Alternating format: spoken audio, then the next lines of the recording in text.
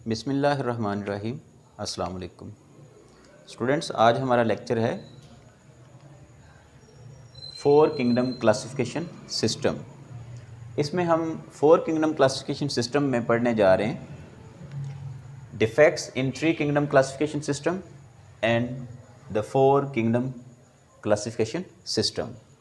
Defects in three kingdom classification system and four kingdom classification system. हमने previous lectures में देखा कि to kingdom classification system जो है उससे थ्री किंगडम क्लासिफिकेशन सिस्टम जो है उसको बेहतर क्यों समझा गया, और टू किंगडम क्लासिफिकेशन सिस्टम जो है उसमें कौन कौन से डिफेक्ट्स थे जिनकी बेस पे थ्री किंगडम क्लासिफिकेशन सिस्टम जो है इंट्रोड्यूस करवाया गया। सिमिलरली अब थ्री किंगडम क्लासिफिकेशन सिस्टम जो है उसको क्यों रिजेक्ट किया गया। रिजेक्ट तो हम नहीं कह सकते क्योंकि आज भी कहीं ना कहीं पे थ्री किंगडम क्लासिफिकेशन सिस्टम जो है उसको यूज़ किया जाता है। फॉर एग्ज़ाम्पल अगर हम बात करते हैं अमेरिका की, तो अमेरिका कनाडा वगैरह में सिक्स किंगडम क्लासिफिकेशन सिस्टम जो है यूज़ किया जाता है, जबकि यूके और कह लें कि एशियन कंट्रीज़ जो हैं इनमें फाइव किंगडम क्लासिफिकेशन सिस्टम जो है इसको बेहतर समझा जाता है। बहरहाल हम ये नहीं कह सकते कि जी थ्री किंगडम क्लासिफिकेशन सिस्टम जो है उसको रिजेक्ट किया गया। अलबत्ता हम ये कह सकते हैं कि थ्री किंगडम क्लासिफिकेशन सिस्टम में कुछ डिफेक्ट्स थे जिसकी बेस पे फोर किंगडम क्लासिफिकेशन सिस्टम जो है इसको इंट्रोड्यूस करवाया गया।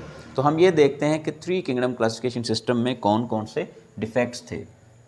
सो firstly we are going to discuss defects in three kingdom classification system.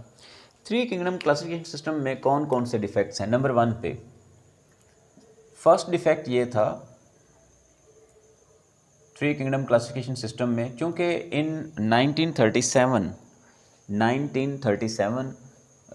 it was introduced that there are two types of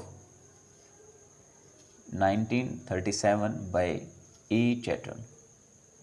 It was introduced that there are two basic types of cells, यानी कि prokaryotic. Initially term इस तरह से introduce करवाएगी, later on इसको हम लिखते हैं जी प्रोकैरियोटिक। सो ई चैटन जो है इनके अकॉर्डिंग प्रोकैरियोटिक और दूसरे यूकैरियोटिक नेचर के दो टाइप के सेल्स हो सकते हैं। इस टर्म ने कह लें कि थ्री किंगडम क्लासिफिकेशन सिस्टम जो है उसको भी एक तरह से हिला के रख दिया। इस वजह से Ernst Haeckel's three kingdom classification system जो है वो इतनी मकबूलियत नहीं पा सका। यूकैरियोटिक और प्रोकैरियोटिक और यूकैरियोटिक सेल्स में क्या डिफरेंस है, इनको ज़रा यहाँ पे देख लेते हैं। अब कुछ साइंटिस्ट जो हैं by the introduction of these two terms, कुछ साइंटिस्ट जो हैं, कुछ टेक्सोनोमिस्ट जो हैं, उन्होंने कहा कि जो प्रोकैरियोटिक नेचर के सेल्स हैं, फॉर एग्जांपल ये एक प्रोकैरियोटिक सेल है, तो एक प्रोकैरियोटिक सेल जो है जैसे कि बैक्टीरियल सेल है, इसके अंदर प्रॉपर प्रोमिनेंट न्यूक्लियस नहीं होता, बल्कि इसमें सिर्फ एक क्रोमोसोम प्रेजेंट है जो कि डायरेक्टली एम्बेडेड है, डायरेक्टली जो है वो मौजूद है इन साइटोप्लाज्म। सो सेल के साइटोप्लाज्म के अंदर डायरेक्टली कह लें कि फ्री फ्लोटिंग एक ही क्रोमोसोम प्रेजेंट है इन प्रोकैरियोटिक सेल। इसके अलावा इनमें कोई यूकैरियोटिक सेल्स के जैसे मेम्ब्रेन बाउंड ऑर्गेनेल्स नहीं है। फॉर एग्जांपल हम कह सकते हैं कि जी नो प्रोमिनेंट न्यूक्लियस, इसी तरह से no membrane bound organelles, no membrane bound organelles like mitochondria, Golgi apparatus etcetera etcetera. जबकि एक यूकैरियोटिक सेल को अगर देखा जाए, लेट्स से ये एक यूकैरियोटिक सेल है, एक एनिमल सेल है, तो एक एनिमल सेल, एक यूकैरियोटिक सेल जो है इसके अंदर प्रोमिनेंट न्यूक्लियस मौजूद है। जो बेसिक डिफरेंसेस हैं, प्रोमिनेंट न्यूक्लियस मौजूद है और इस न्यूक्लियस के अंदर जो है बाकायदा तौर पे मटेरियल प्रेजेंट है जिसको हम बोलते हैं क्रोमैटिन। तो ये मेम्ब्रेन बाउंड न्यूक्लियस प्रेजेंट है इन यूकैरियोटिक सेल्स। इसके अलावा इनमें यूकैरियोटिक ऑर्गेनेल्स प्रेजेंट हैं, यानी कि मेम्ब्रेन बाउंड ऑर्गेनेल्स प्रेजेंट है।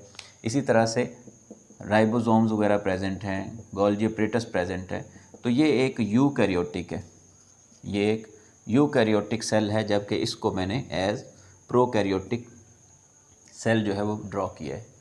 सो जी ई चैटन ने जब ये टर्म इंट्रोड्यूस करवाई तो डिफेक्ट्स जो हैं उनमें सबसे पहला डिफेक्ट ये था कि जी अर्नस्ट हैक्केल ने प्रोकैरियोटिक और यूकैरियोटिक नेचर के ऑर्गेनिजम्स को एक साथ जो है वो थर्ड किंगडम प्रोटिस्टा के अंदर जो है वो रख दिया है। अब 4 किंगडम क्लासिफिकेशन सिस्टम की ज़रूरत थी, तो एक डिफेक्ट तो ये है जी प्रोकैरियोटिक और यूकैरियोटिक जो ऑर्गेनिजम्स हैं इनका एक साथ होना, तो इस पे एतराज़ था, ये एक डिफेक्ट था in 3 kingdom classification system of Ernst Haeckel. दूसरा डिफेक्ट ये था, आप इसको फिर इस सारे डिफेक्ट को हम एक कह लें कि पॉइंट में एक टर्म के तौर पर हम ले सकते हैं। ये था जी एक्चुअली एतराज़ था टैक्सोनोमिस्ट को पोजीशन ऑफ बैक्टीरिया और साइनोबैक्टीरिया से, position of bacteria and cyanobacteria in protista. दूसरा ये था दूसरा एतराज़ था पोजीशन ऑफ फंजाई, जो कि 4 किंगडम क्लासिफिकेशन सिस्टम के बाद भी रहा। सो ये मेन एतराज़ात थे जो जिनकी बेस पे जो है वो 4 किंगडम क्लासिफिकेशन सिस्टम जो है उसको बेहतर समझा गया 3 किंगडम क्लासिफिकेशन सिस्टम की निस्बत। अब हम चलते हैं 4 किंगडम क्लासिफिकेशन सिस्टम की तरफ। ये डिफेक्ट्स थे, इसके अलावा भी बेशुमार हैं, लेकिन यहाँ पे हम 2 एतराज़ात ही देखें तो इनमें से कौन सा जो है वो रिमूव करने की कोशिश की गई उसको हम देखते हैं। अब नेक्स्ट चलते हैं 4 किंगडम क्लासिफिकेशन सिस्टम की तरफ। 4 किंगडम क्लासिफिकेशन सिस्टम जो है 4 किंगडम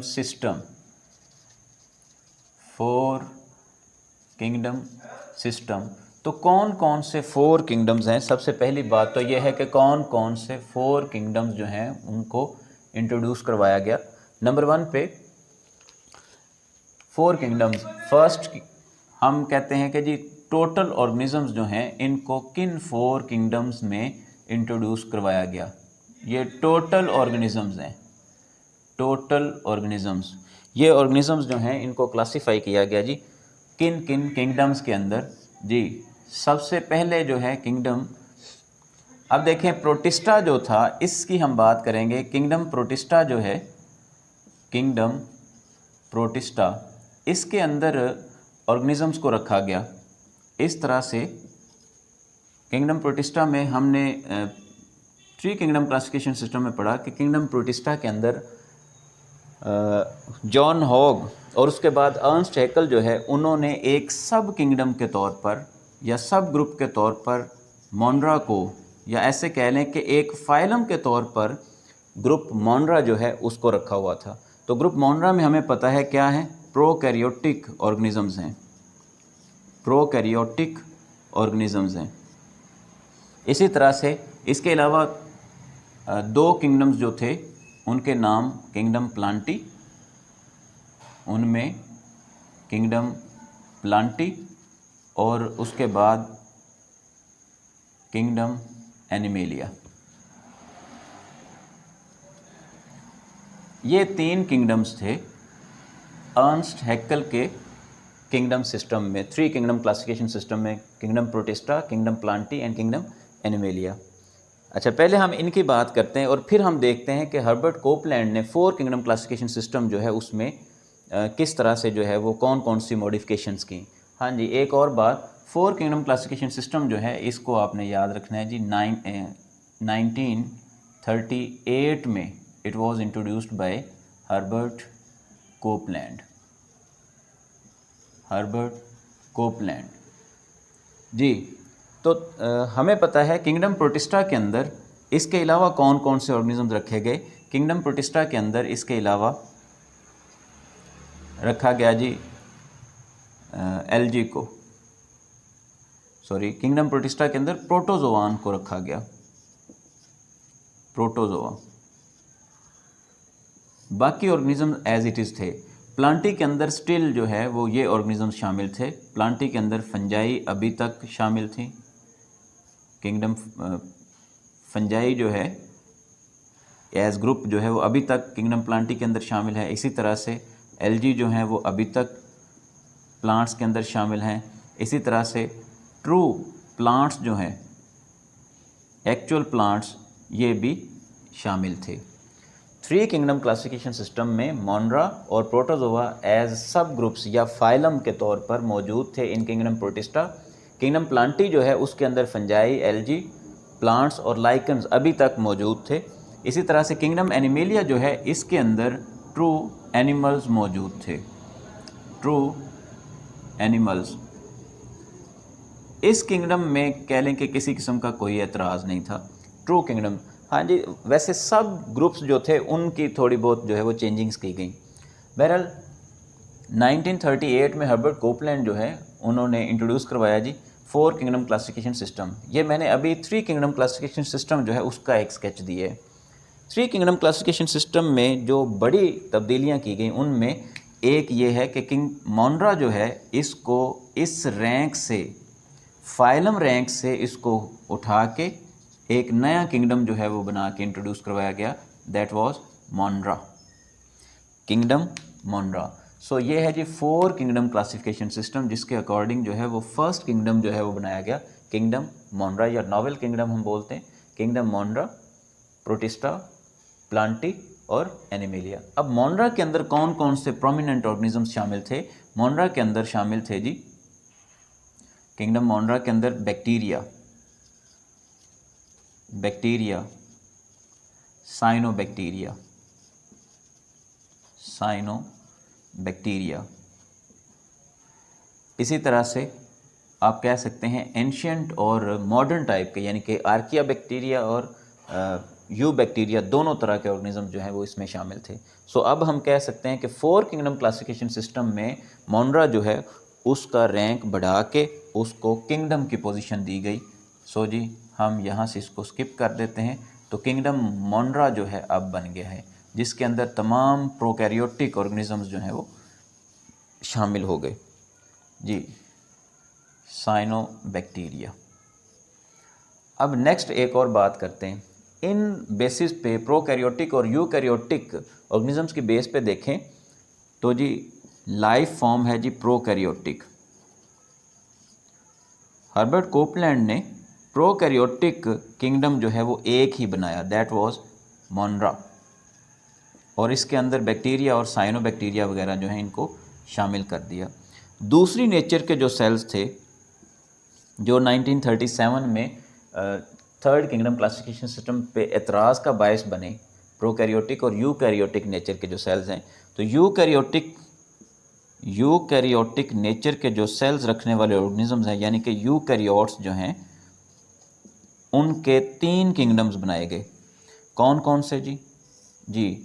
नंबर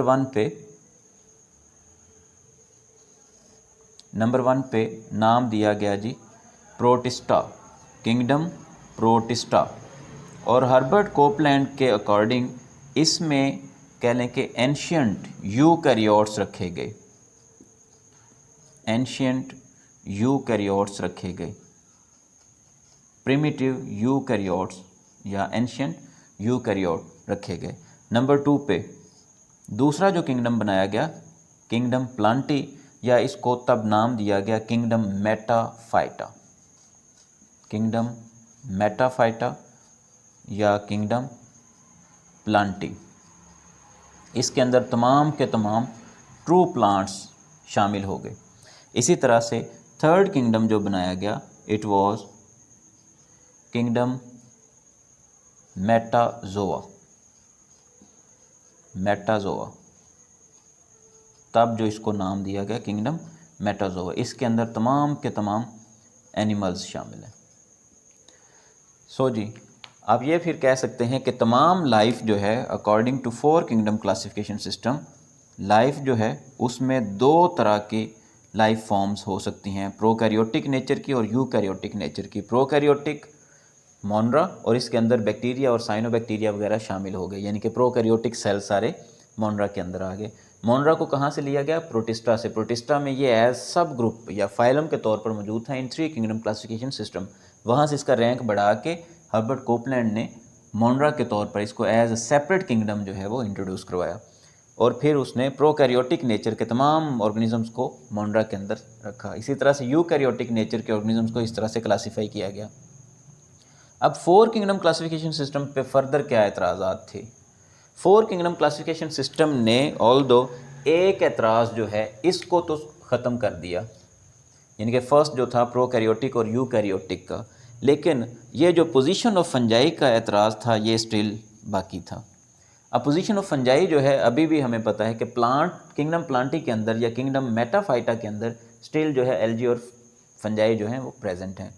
लेटर ऑन क्या किया गया जी, इसके बाद 4 किंगडम क्लासिफिकेशन सिस्टम पे भी ये एतराज़ किया गया कि जी जैसे जैसे देखें जैसे जैसे स्टडीज़ बढ़ती गई, माइक्रोस्कोपिक स्टडीज़ बढ़ती गई, साथ साथ नई डिस्कवरीज़ होती गई, तो फिर जो है नए नए इंकशाफात हुए, नई नई चीज़ें जो हैं वो सामने आई, जिसकी बेस पे जो है क्लासिफिकेशन जो है ये वाली 4 किंगडम क्लासिफिकेशन सिस्टम, इसमें फर्दर कह लें कि चेंजिंग्स जो हैं वो रिक्वायर्ड थी। फॉर एग्ज़ाम्पल कौन कौन सी चेंजेस?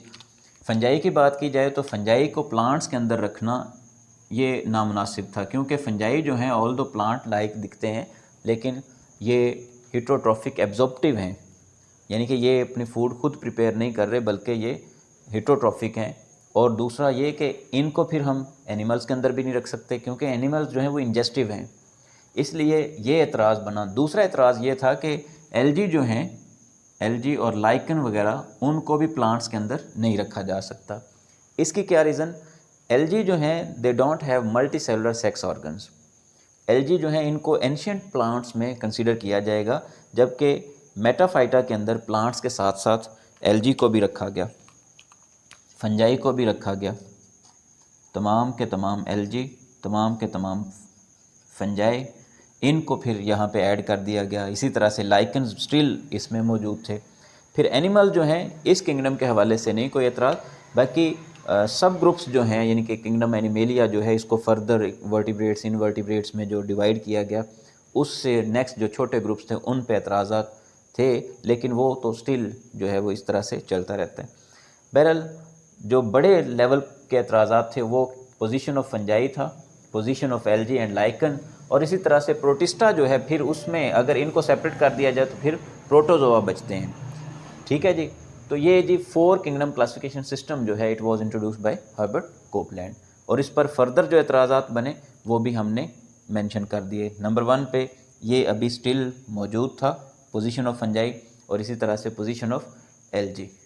ठीक है, ये एक कह लें कि फंजाई की अगर बात की जाए तो ये कह लें कि एक अजीब किस्म की इसकी मोड ऑफ न्यूट्रिशन है, जिसकी वजह से फंजाई को प्लांट्स में या एनिमल्स में रखना जो है वो मुनासिब नहीं था।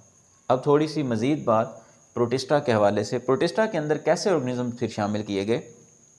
प्रोटिस्टा के अंदर आप कह लें कि जो एंशियंट टाइप के ऑर्गेनिजम्स थे उनको शामिल किया गया, जिनसे फर्दर जो ऑर्गेनिज्म जो हैं वो प्रोड्यूस हुए। तो इसी बेस पे जो 5 किंगडम क्लासिफिकेशन सिस्टम इंट्रोड्यूस करवाया गया, उसमें इन जो कह लें कि डिफेक्ट्स थे इनको रिमूव करने की कोशिश की गई बाय रॉबर्ट एच विटेकर। तो उन्होंने ये एतराज़ात जो हैं इनको रिमूव करने की कोशिश की। जी, आज के लेक्चर में हमने 2 चीज़ें सीखी, एक defects in 3 kingdom classification system, और दूसरा ये कि 4 किंगडम क्लासिफिकेशन सिस्टम जो है किसने इंट्रोड्यूस करवाया। 4 किंगडम क्लासिफिकेशन सिस्टम के जो मेजर ग्रुप्स थे उनको हमने देखा, और 3 किंगडम क्लासिफिकेशन सिस्टम के जो एतराज़ात थे उनको किस हद तक 4 किंगडम क्लासिफिकेशन सिस्टम जो है इसने रिमूव किया, और फिर 4 किंगडम क्लासिफिकेशन सिस्टम में फ़र्दर कौन कौन से डिफेक्ट्स हैं। इंशाल्लाह इनका हम रिव्यू करेंगे कि 4 किंगडम क्लासिफिकेशन सिस्टम में कौन कौन से डिफेक्ट्स हैं और फिर इनको रिमूव किस तरह से किया गया, और किस हद तक जो है 5 किंगडम क्लासिफिकेशन सिस्टम जो है वो कामयाब रहा। इंशाल्लाह अज़ीज़ नेक्स्ट लेक्चर जो है उसमें आप देख पाएंगे 5 किंगडम क्लासिफिकेशन सिस्टम जो है उसके मेजर ग्रुप्स, उनके करैक्टरिस्टिक्स, इंशाल्लाह अज़ीज़ उनको हम डिटेल से डिस्कस करेंगे। अल्लाह हाफ़िज़।